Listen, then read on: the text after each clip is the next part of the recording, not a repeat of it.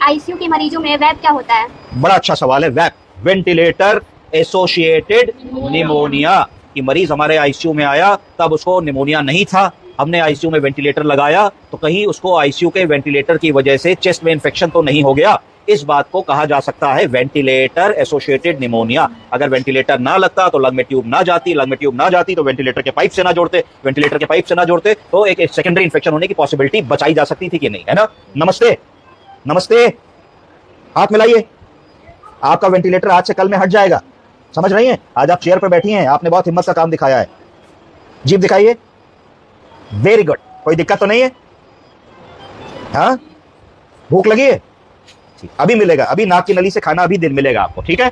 अभी दिलवाता हूं आपको, थोड़ी देर बैठिए, गहरी सांस लीजिए, हाथ चलाइए, हाथ चलाइए, गहरी सांस लीजिए, मशीन निकलेगी। हाँ, वेंटिलेटर क्यों लगाना पड़ता है? वेंटिलेटर मजबूरी में लगाना पड़ता है। वेंटिलेटर कोई शौक की चीज नहीं है कि साहब होटल गए और बर्गर पिज्जा खाया है। वेंटिलेटर एक लाइफ थ्रेटनिंग मेडिकल सिचुएशन में लगाना पड़ता है, जब ऐसा लगता है कि इनएविटेबल है, बिना इसको लगाए मरीज की जान नहीं बचाई जा सकती। उस स्थिति में आप एंडोट्रैकियल इंट्यूबेशन करते हैं, मरीज के लंग्स के भीतर एक ट्यूब डालते हैं जिसको एंडोट्रैकियल ट्यूब कहते हैं। महिलाओं में ये ट्यूब 7 और 7.5 नंबर की डालते हैं, पुरुषों में 7.5, 8 और 8.5 नंबर के बीच की कोई ट्यूब डालते हैं, बच्चों में 5.5 से 6.5 नंबर के बीच की ट्यूब डालते हैं। इससे आप एक एयरवे स्टैब्लिश कर लेते हैं। उसके बाद आपको क्या करना होता है? जब मरीज की स्पॉन्टेनियस ब्रीदिंग बिगड़ रही है, जब उसका रेस्पिरेशन ठीक नहीं है, जब वो अपने SpO2 को मेंटेन नहीं कर पा रहा है, जब उसकी कार्बन डाइऑक्साइड बढ़ रही है, तो मरीज एक ऐसी सिचुएशन में आ रहा है कि अगर आपने मिनटों के भीतर उसके रेस्पिरेशन को रिस्टोर नहीं किया तो उसको हाइपॉक्सिक इंजरी होने लगेगी, उसके ब्रेन में ऑक्सीजन की कमी के कारण चेंजेस आने लगेंगे। ये सब समझने के लिए आपका सिर्फ चंद मिनट होते हैं, उतना समय नहीं होता कि आप उसको वेस्ट कर दें। अगर आप उन चंद मिनट को वेस्ट करेंगे तो मरीज कार्डियक अरेस्ट में जा सकते हैं। इसलिए आपको इंटुबेशन और वेंटिलेशन करना पड़ता है। जब आप ये सब काम कर रहे हैं तो आपको अपनी स्टरलिटी का ध्यान देना चाहिए कि आप ग्लव्स पहन के काम कर रहे हैं, आपके औजार, आपके इंस्ट्रूमेंट, आपका लैरिंगोस्कोप, आपकी एंडोट्रैकियल ट्यूब, आपकी स्टिलेट, आपकी बुर्जी स्टरलाइज्ड है कि नहीं है। बहुत बार ऐसा होता है कि एकदम एब्सोल्यूट इमरजेंसी होती है,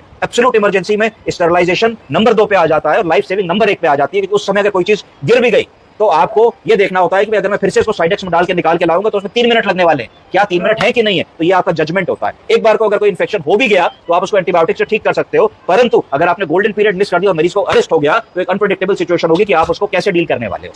तो वेंटिलेटर एसोसिएटेड निमोनिया ना हो, इसके लिए हम लोगों को सबसे इंपॉर्टेंट जो ध्यान देना है कि सक्शन करते समय हर बार नए सक्शन कैथेटर का इस्तेमाल करें। एक गलत आदत हमारी होती है कि एक आदमी तो सक्शन करता है, दूसरा आदमी किडनी ट्रे में नॉर्मल सलाइन ले आता है या नल का पानी ले आता है, और एक बार सक्शन किया फिर उसमें सलाइन से उसको किया फिर किया, वो गलत है।